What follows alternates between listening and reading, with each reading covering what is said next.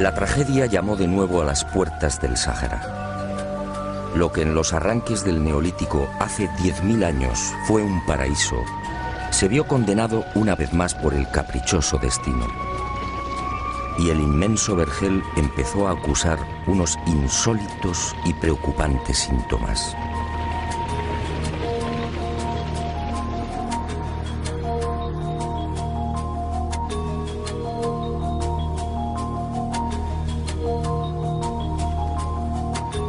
Sí, quizá fue una burla del destino. Casi nada es para siempre y mucho menos en la naturaleza. Por eso, un buen día, aquel Sáhara azul, cuna de civilizaciones, se vio humillado de nuevo. Y este fue el resultado.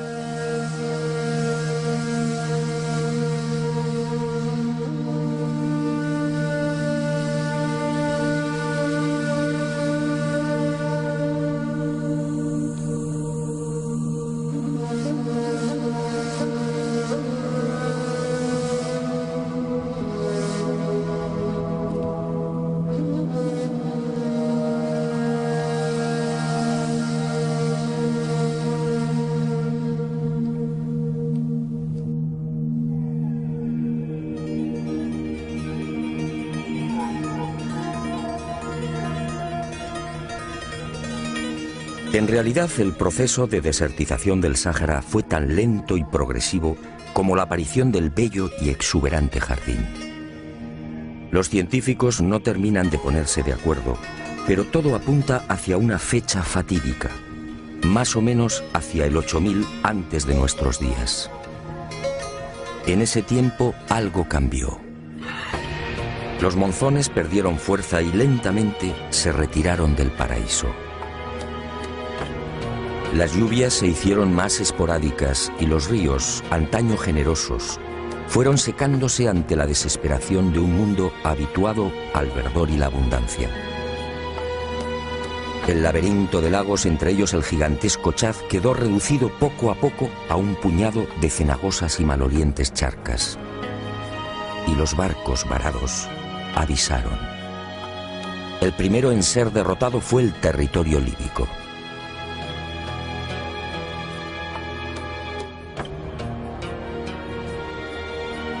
Unos 2000 años después, hacia el 6500 antes del presente, el fantasma de la sed conquistaría lo que hoy conocemos como Egipto. Y el desierto entró en una avanzada fase de aridificación. Solo las regiones del norte siguieron recibiendo la bendición de las lluvias. En esa época, como consecuencia de la ya fortísima e imparable desertización, se registra un hecho de especial trascendencia en la historia que ahora iniciamos. Un hecho que no debe ser olvidado. Hacia el 6500 antes de nuestros días, las comunicaciones entre Egipto y el Sáhara quedaron prácticamente cortadas. Los puntos de agua se han extinguido. Solo el Nilo sigue siendo una arteria viable entre el norte y el sur, y arriesgando mucho, con el suroeste del territorio líbico, en el Fezzan. He dicho bien, comunicaciones cortadas.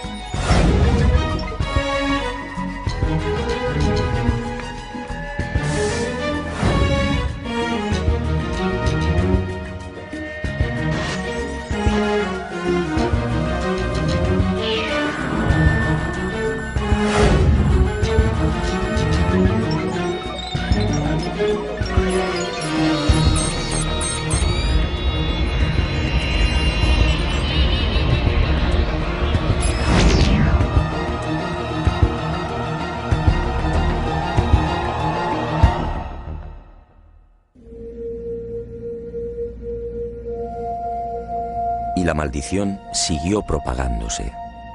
Hacia el 5000 antes del presente, el caudaloso Igargar se rinde, y con él los grandes lagos. El proceso es inexorable. La cuenca lacustre se evapora transformándose en blancas y espesas salinas. Hoy, entre las dunas, el caótico relieve del llamado Bosque de los Petrificados es un dramático recuerdo de los cerros que fueron labrados durante siglos por las inmensas masas de agua. El viento abrasador y las tormentas de arena acuchillan los últimos reductos donde resisten bosques y cañaverales. El manto vegetal es arrastrado y la sabana muere. El Sáhara queda desnudo, cubierto ahora por mesetas graníticas, wadis polvorientos y un ejército de dunas movibles que devora cuanto encuentra a su paso. Muerte, sed y desolación. Ese será el resultado. Y se produce lo inevitable. Aquellos pueblos, autores de los grabados y pinturas rupestres, los descendientes de los hombres que conocieron a los cabezas redondas, abandonan finalmente el Sáhara. Huyen. Del viejo jardín queda muy poco. Solo el flanco occidental del Sáhara y algunas franjas interiores resisten. Pero la suerte está echada. Entre el 4800 y el 4500 antes del presente, la desertización es general. Las ciudades han sido abandonadas, los pozos cegados, ya nadie pinta en los abrigos rocosos. Los cabezas redondas solo son un recuerdo. Un total de 5000 kilómetros desde el Atlántico al Mar Rojo y casi 3000 desde el Atlas al Sudán es engullido por el amarillo, el rojo y el negro.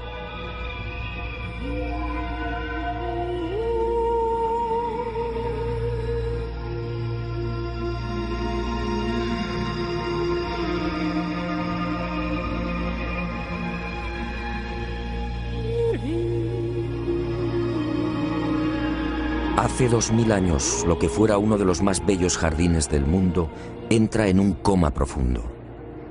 El encefalograma de la vida es casi plano. Solo los vegetales xerófitos hunden sus profundas raíces en una tierra que nadie quiere. El Sáhara mira al cielo, pero las lluvias se han ido con los dioses. Hoy las precipitaciones apenas reúnen 100 milímetros al año.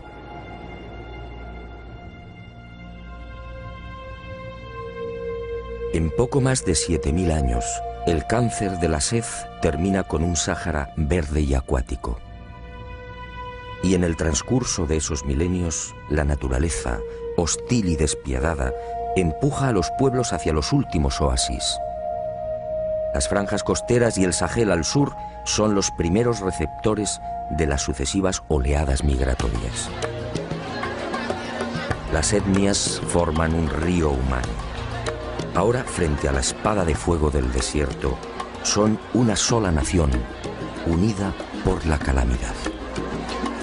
Y libios, temejus, nasamones, siles garamantes, atarantes, gétulos, númidas, cenetes, mauros y sanajas, entre otros, huyen de Libia, Egipto, Argelia, Mali, Túnez, Marruecos y Mauritania.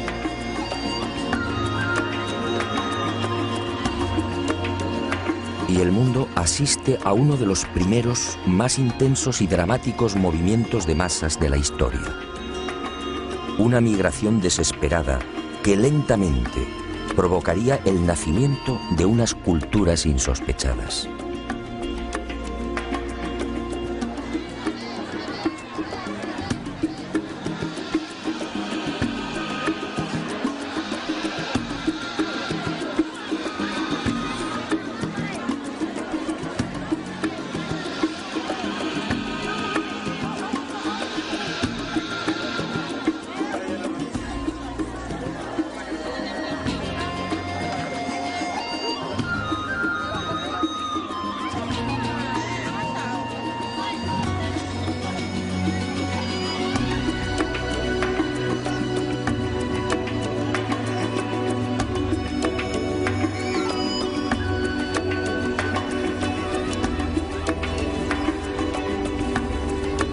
hacia el 4000 antes del presente, la franja costera del Sáhara, último recuerdo del Gran Jardín, se ve saturada. Miles de seres humanos continúan desembocando en ella. Y los más audaces toman la decisión de aventurarse en la mar a la búsqueda de un futuro más seguro y prometedor. Es así como los desahuciados pobladores del Sáhara inician la conquista de lo que mucho después llamaríamos Europa.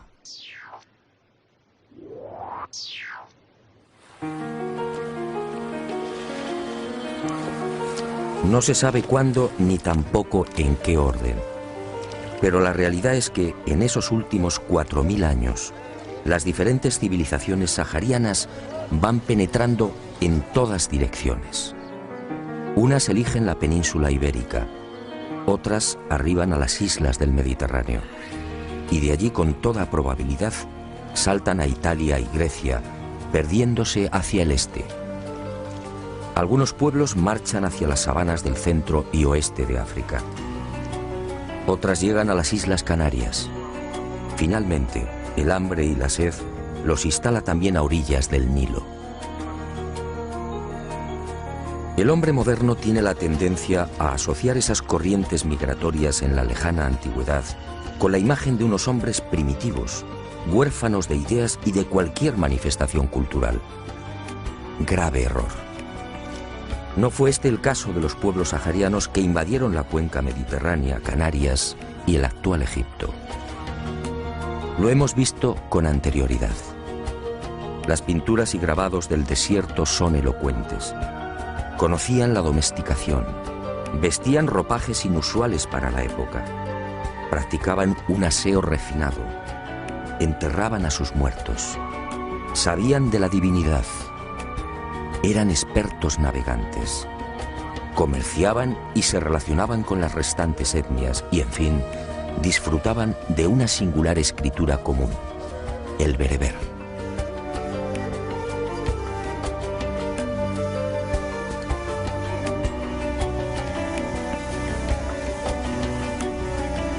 Este inmenso y rico bagaje, como iremos viendo, saltó con ellos a las nuevas tierras.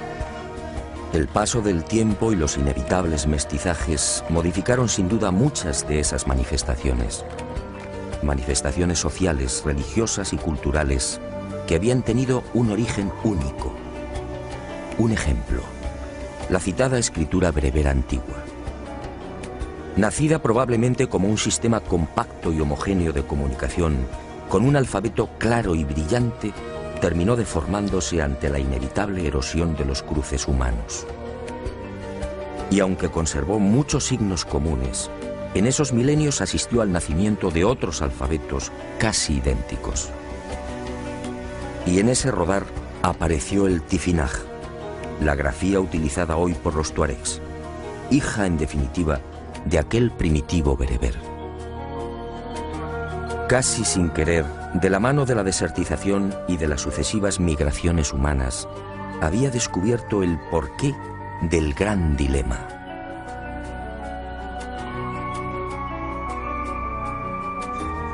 ¿A qué obedeció la desaparición del genuino significado del bereber antiguo?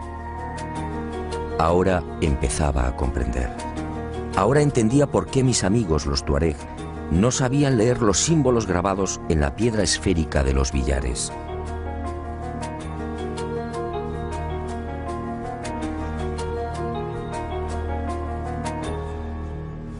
Como usted puede imaginar, esta insólita historia me llevaría muy lejos.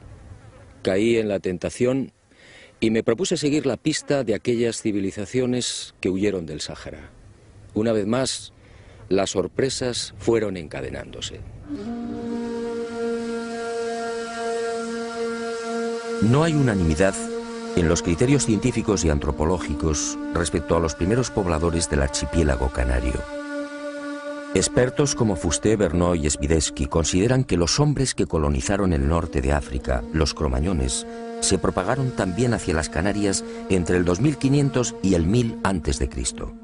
Otros apuestan por un poblamiento más reciente, quizá alrededor de los siglos V o IV antes de nuestra era.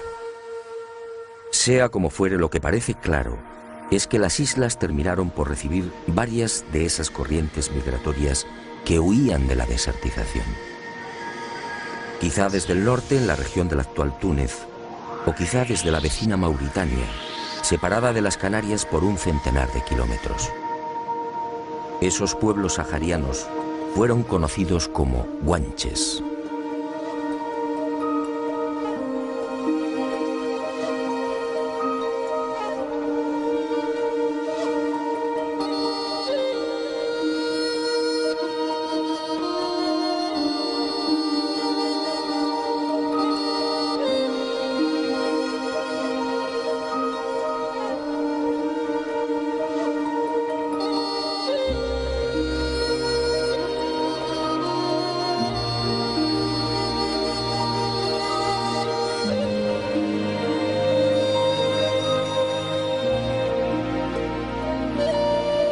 Los guanches, una raza espléndida y singular que terminaría siendo diezmada por los españoles en nombre de la cruz y de una supuesta civilización superior.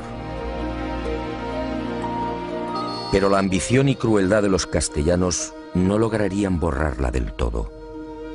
Los guanches trasladaron a las Canarias muchos de los secretos y costumbres heredados de aquellos lejanos encuentros con los cabezas redondas en el corazón del paraíso sahariano.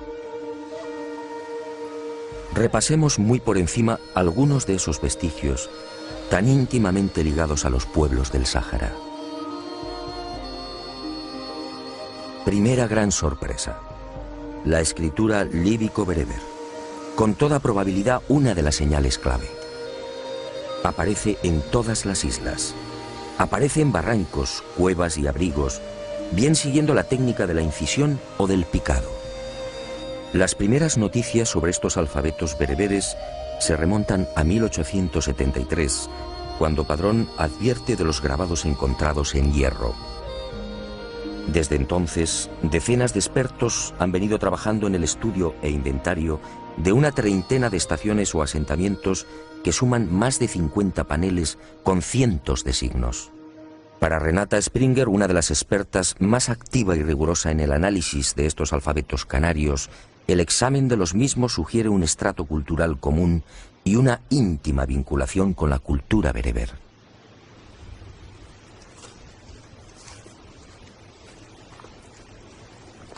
Para Renata, que ha investigado durante años los grabados del norte de África, y para la casi totalidad de los especialistas, las coincidencias entre aquellos y los signos hallados en el Hierro, La Palma, Gran Canaria, Tenerife, La Gomera, Lanzarote y Fuerteventura son abrumadoras.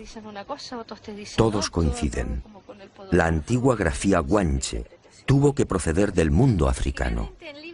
Ahora, a la vista de estos testimonios escritos, las afirmaciones de cronistas e historiadores sobre el escaso bagaje cultural de los guanches son cuando menos patéticas. Sedeño, por ejemplo, llega a decir que los antiguos canarios no conocían letras ni caracteres, aunque se valían de pinturas toscas. ¿Quiénes eran los ignorantes? ¿Los vencedores o los vencidos?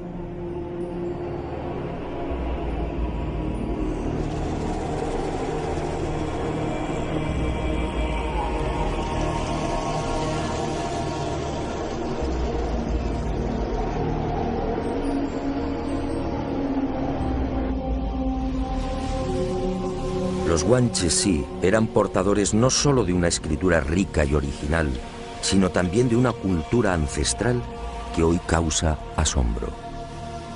Según la antropología biológica, se trataba de un pueblo de raza blanca, con un 80 o un 90% de individuos de cabellos y ojos oscuros. Solo los del norte, en un 10 o un 20%, eran rubios, con ojos claros. La genética, muy recientemente, ha venido a confirmar las sospechas de lingüistas, arqueólogos y antropólogos. Los genes de los guanches proceden del mundo bereber.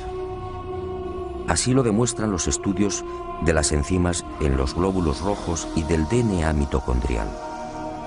Estos genes mitocondriales, transmitidos exclusivamente por vía materna, han arrojado unos resultados esclarecedores. En las Canarias, los genes paternos proceden principalmente de la península ibérica. Los maternos, en cambio, son saharianos. La explicación habría que buscarla en las matanzas acaecidas durante la conquista. Los castellanos diezmaron a los guanches varones, respetando a las mujeres. Después llegaría el mestizaje.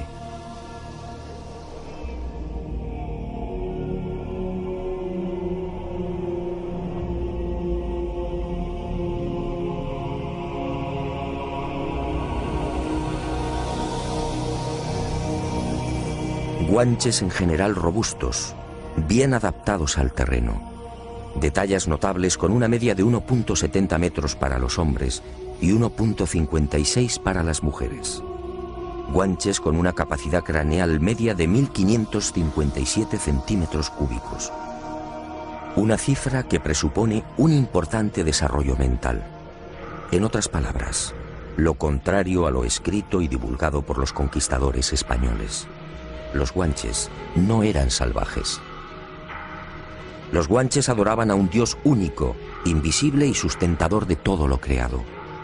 Lo llamaban Aborak, es decir, el grande, el sublime.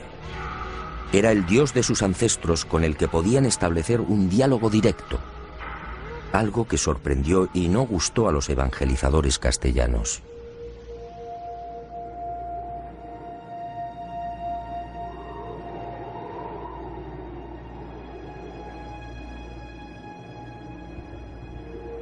Los guanches practicaban el bautismo sobre las cabezas de los niños, y la mujer que derramaba el agua quedaba emparentada con los padres. Los guanches disponían de templos en los que se encomendaban a Dios. Los llamaban Almogaren, Casa Santa, y subían a las más altas montañas para invocar a la divinidad, tal y como era costumbre entre los antiguos pobladores del Tassili. Los guanches sorprendieron una y otra vez a los conquistadores españoles. Sus mujeres se apartaban del mundo, aislándose en cuevas y ejerciendo la oración y la contemplación. Los monasterios, en efecto, ya estaban inventados. Las mujeres guanches fueron sacerdotisas y también amazonas, guerreras y cazadoras, otra herencia sahariana. La mujer guanche, como sucede entre los tuaregs, gozaba de una alta consideración y respeto. Podía sentarse en el trono y gobernar al pueblo, como ocurrió con la mítica Tinginan, la mujer gigante que veneran los tuaregs.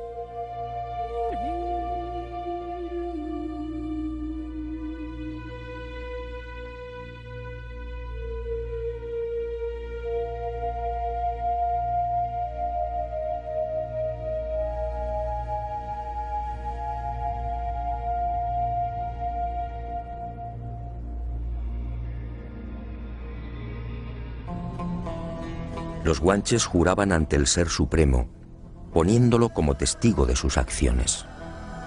Y heredaron del Sáhara sus creencias en genios y espíritus maléficos, los célebres diablos o yins de los nómadas. Los guanches trajeron consigo el arte de la adivinación, una costumbre arraigada en el Sáhara desde tiempo inmemorial. Estos magos y santones, a los que llamaban guañameñe, ejercían una gran influencia sobre la población. Ellos fueron los que profetizaron mucho antes del arribo de los conquistadores la llegada a las islas de unas gentes blancas a bordo de unos grandes pájaros.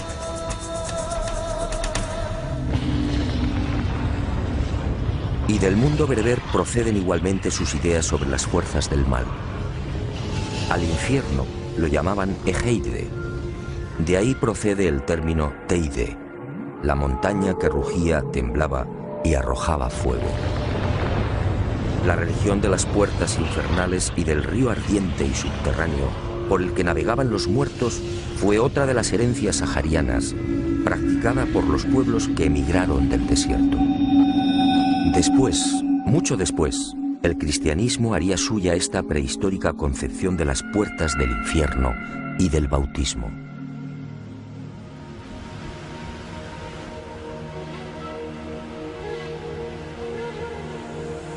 Y como los tuareg y bereberes, los guanches sintieron un especial terror por determinadas montañas, lo que hoy en el Sáhara se conoce como montañas del diablo.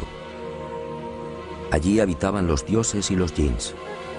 Allí desaparecen hombres y ganado. Y los que logran regresar enloquecen para siempre. Son las cumbres sagradas como las del Tassili, donde un día descendieron los cabezas redondas.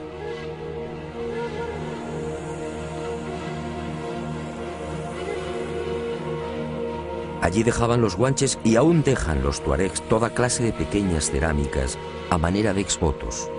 Son ofrendas y peticiones a la divinidad. Allí quemaban los guanches hierbas olorosas exactamente igual que los bereberes de hoy. Y eran los guanches gentes alegres y festivas, amantes de toda suerte de juegos y desafíos.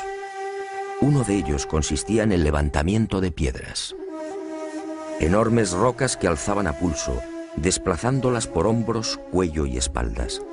Un deporte tradicional entre los vascos, otro pueblo que también emigró del Sáhara.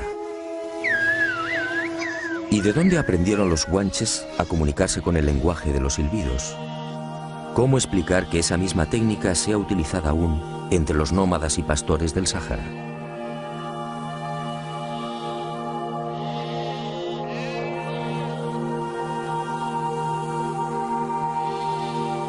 Y al igual que los antiguos pobladores saharianos, los guanches en tiempos de sequía conducían el ganado hacia lugares despejados. Allí apartaban las crías de las ovejas y esperaban a que los balidos de los corderos atrajeran la atención del Ser Supremo, regalándoles la lluvia. ¿Otra casualidad?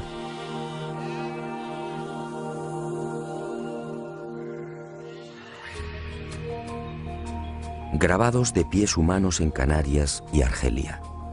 Otra señal del origen común de bereberes y guanches. Nadie en realidad ha sabido interpretar su significado.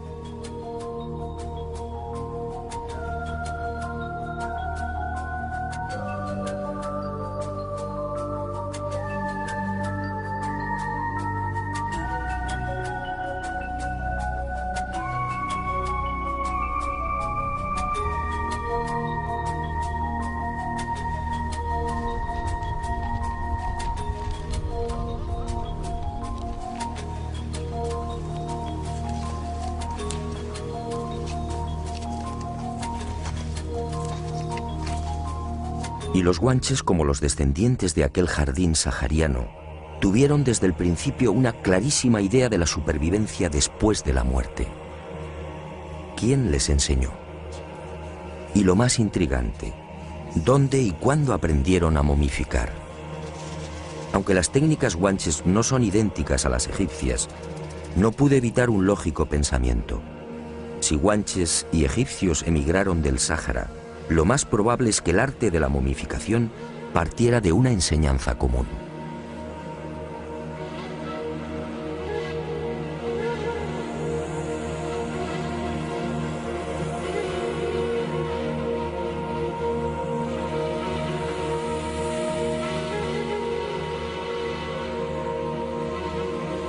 Y como los bereberes, los guanches enterraron a sus muertos en túmulos circulares y formando anillos concéntricos.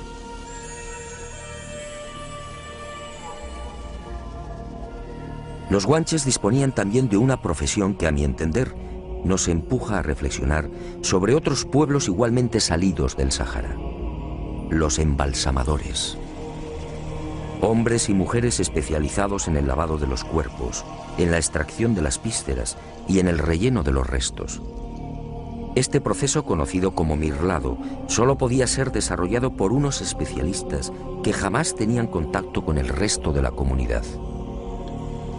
Eran los apestados, hombres y mujeres que no podían ser tocados y que recibían el alimento a distancia.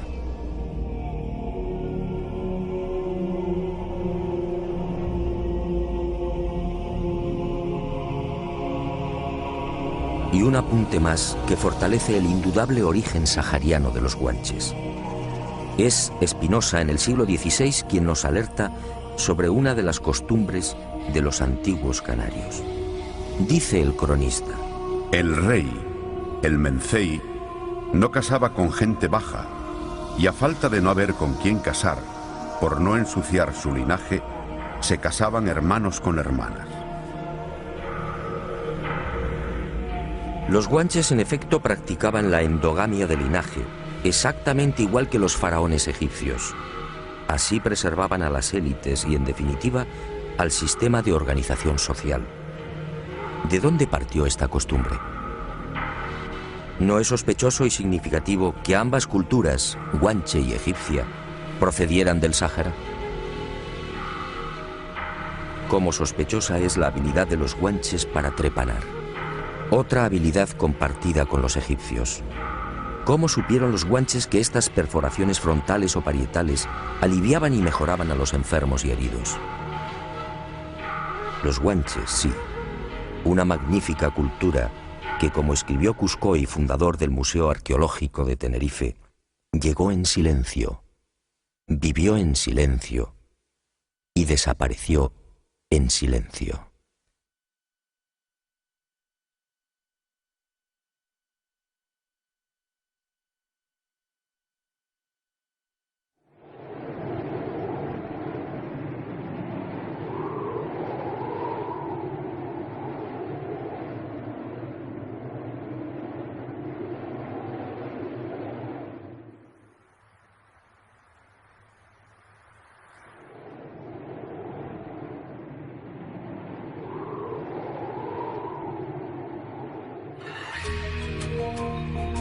Las otras dos grandes corrientes migratorias procedentes del Sáhara me reservaron otras tantas y desconcertantes sorpresas.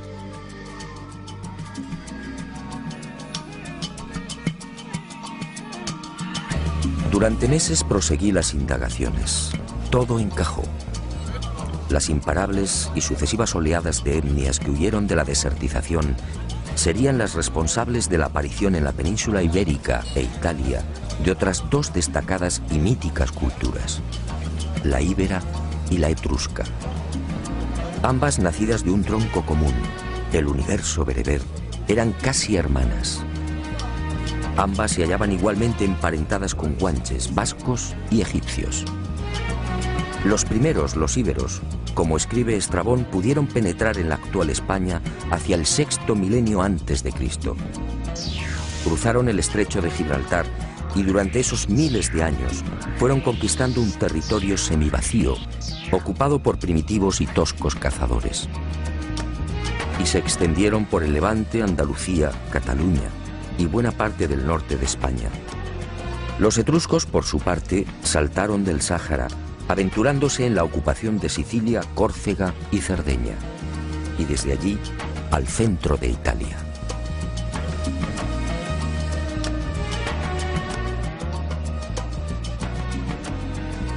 Estas hipótesis sobre los orígenes de íberos y etruscos no son aceptadas por muchos de los historiadores.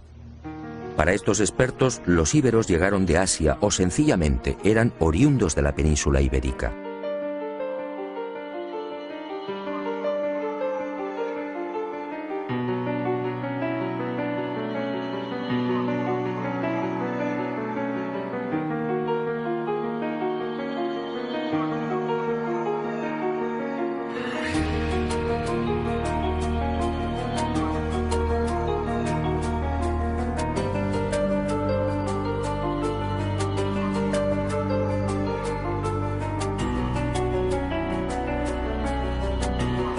Otros comparten el criterio sahariano.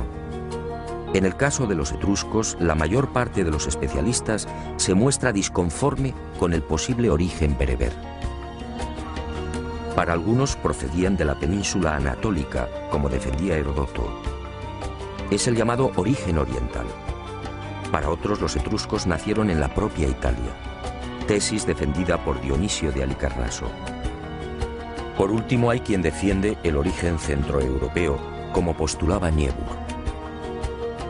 La verdad es que al analizar algunos de los rasgos y características principales de ambos pueblos, la única tesis coherente es el bereber.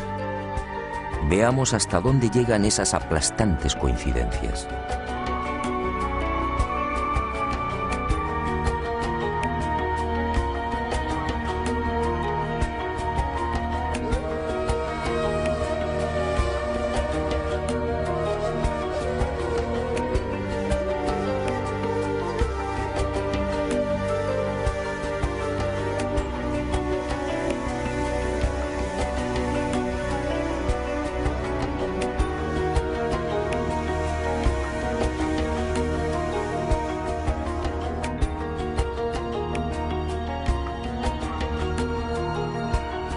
Los primitivos íberos, al huir del Sáhara, trajeron consigo, como sucedió con los guanches, una ya familiar religión centrada en los ríos infernales.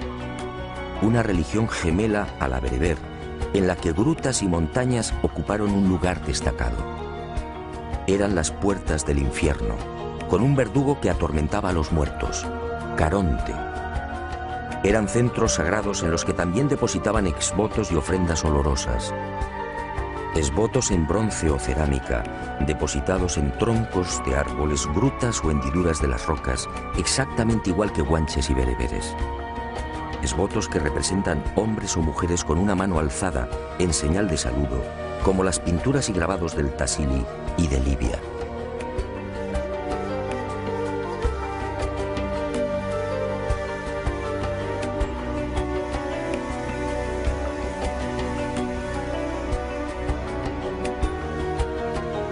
Una religión que entronizó también a la diosa madre. Una divinidad femenina de primer orden, asociada al mundo de ultratumba y a la fecundidad. Los íberos tenían plena conciencia de la vida después de la muerte.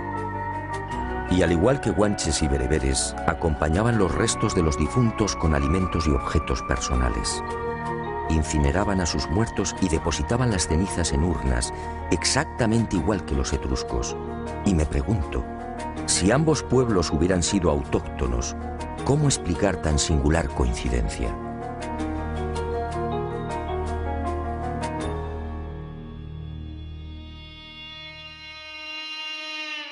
Los íberos se distinguieron también por su afición a las artes adivinatorias, una tradición compartida por sus hermanos bereberes, guanches y etruscos. ¿Casualidad? ¿Y qué decir del vestuario y las joyas? El ajuar íbero solo es comparable al etrusco. Polibio habla de las ricas capas de lino teñidas en púrpura y usadas por los turdetanos y mercenarios ibéricos de Aníbal. Bajo estas túnicas los hombres lucen otros vestuarios ajustados, con hermosas y anchas hebillas de oro y plata. En las mujeres, la vestimenta es más espectacular. Está formada por una superposición de túnicas con capas bordadas que reposan sobre los hombros. Y se tocan con velos y chales. Colgantes, brazaletes y collares finamente trabajados decoran las esculturas en piedra y los bronces hallados en decenas de asentamientos. Unas vestiduras, tocados y adornos que ya hemos visto en los grabados y pinturas de hace 10.000 y 9.000 años en el Sáhara. Toda una herencia bereber que se refleja igualmente en la extraordinaria pasión de los íberos por el toro y los seres sobrehumanos.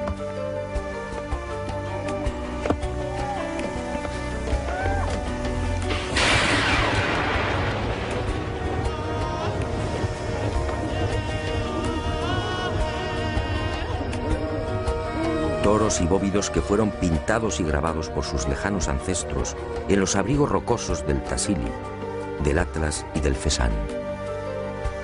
Seres monstruosos, alados, con cabezas de felino o de perro, pintados y grabados a cientos en el corazón del Sáhara.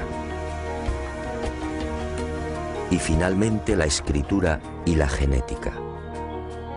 Aquella prodigiosa cultura dejó múltiples ejemplos de sus alfabetos, muchos de ellos alterados ya por las lógicas influencias de otros pueblos. Hasta el momento han sido hallados más de 600 testimonios escritos. Y al examinarlos aparecen nuevamente los viejos y ya familiares símbolos que integraron el bereber antiguo, exactamente igual que en la escritura guanche, exactamente igual, como veremos, que en la escritura etrusca. Pero por si no habían suficientes pruebas que demuestran el claro origen sahariano de los íberos, la genética entró nuevamente en acción. Y un equipo del doctor Antonio Arnaiz, catedrático de la Universidad Complutense de Madrid, viajó por el norte de África examinando los potenciales genéticos de los bereberes. Al compararlos con los de los españoles, legítimos descendientes del pueblo íbero, los resultados fueron abrumadores. Los genes HLA de unos y otros conservan el mismo sustrato. En otras palabras, íberos o españoles y bereberes poseen un origen común. Pertenecen a la misma raza. Al igual que a los guanches, la desertización los expulsó de su verdadera patria.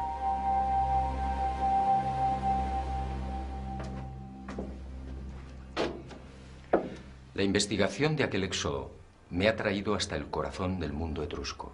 En mi opinión, otro de los pueblos que huyó del Sáhara.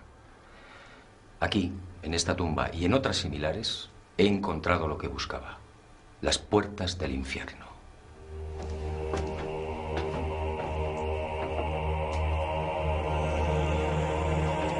Las puertas del infierno. Ya no se trataba de tradiciones orales.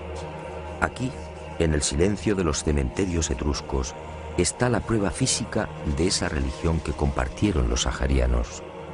La enigmática civilización etrusca, en la que bebieron romanos y griegos, rindió un especial culto al más allá. Al igual que bereberes, guanches e íberos, los etruscos vivieron obsesionados por ese río subterráneo de fuego en el que navegaban los muertos. Un río infernal. Un río angustioso al que se tenía acceso por estas puertas. La religión de las puertas todavía vigente entre los pueblos saharianos. Otra evidencia de aquel tronco común. Evidencias las encontramos a decenas. Las puertas del infierno, también en piedra. Magos y adivinos. Otra de las grandes especialidades de los etruscos. El célebre hígado de Piacenza, sobre el que vaticinaban los augures. Otra herencia bereber. Mujeres etruscas. Con una independencia, libertad y cultura impensables en el primer milenio antes de Cristo. Unas características de la mujer bereber. Unas características que asombraron al mundo. Trenzas idénticas a las africanas.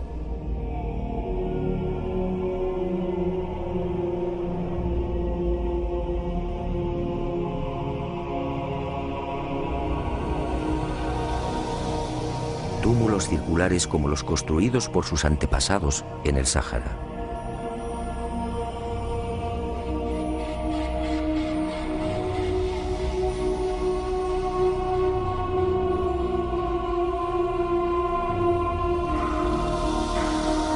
Seres alados, a cientos, blancos y negros, como los representados en piedra y metal por los íberos, sus hermanos.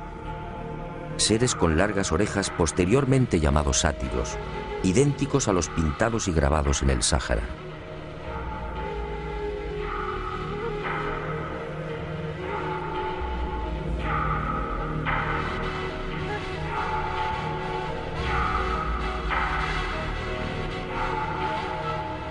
Y de nuevo los familiares símbolos bereberes, todavía reconocibles en la escritura etrusca. Una escritura, insisto, que partió del lenguaje común sahariano y que, como sucedería con la íbera, fue deformándose, presionada por múltiples influencias. Bereber antiguo en la escritura guanche, en la íbera y en la etrusca. ¿Casualidad?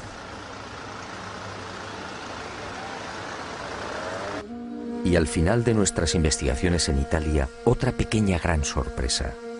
Ocurrió por aparente casualidad. Al penetrar en una de las salas del Museo Etrusco de la ciudad de Tarquinia, algo extraño y superior a mí me empujó con fuerza hacia uno de los sepulcros. La fría mirada de la estatua, un magistrado del siglo III a.C. y que recibió el nombre de Laris Pulena, cobró vida.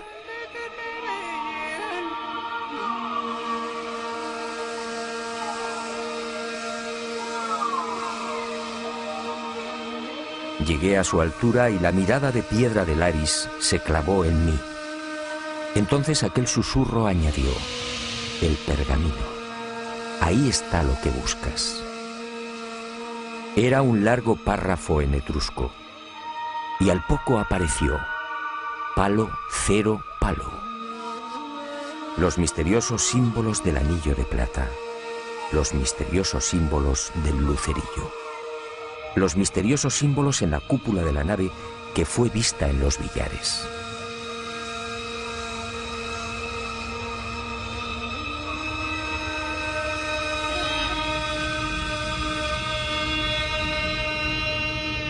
Y comprendí. En realidad poco importaban los supuestos mensajes del lucerillo y del anillo de plata. Aquella mágica aventura por el Sáhara y Europa cobró un nuevo significado, quizá el único o el más importante. Aquel intrigante palo, cero palo y el resto de los signos bereberes no eran otra cosa que unas sabias flechas indicadoras. Las pistas que me habían conducido a una realidad tan profunda como ignorada. La realidad de un continente, África, que fue cuna de grandes civilizaciones. África, hoy abandonada y despreciada por un hombre blanco que paradójicamente salió de ella. Y en la afilada mirada de los tuaregs leí el final del mensaje. Escribamos de nuevo la historia.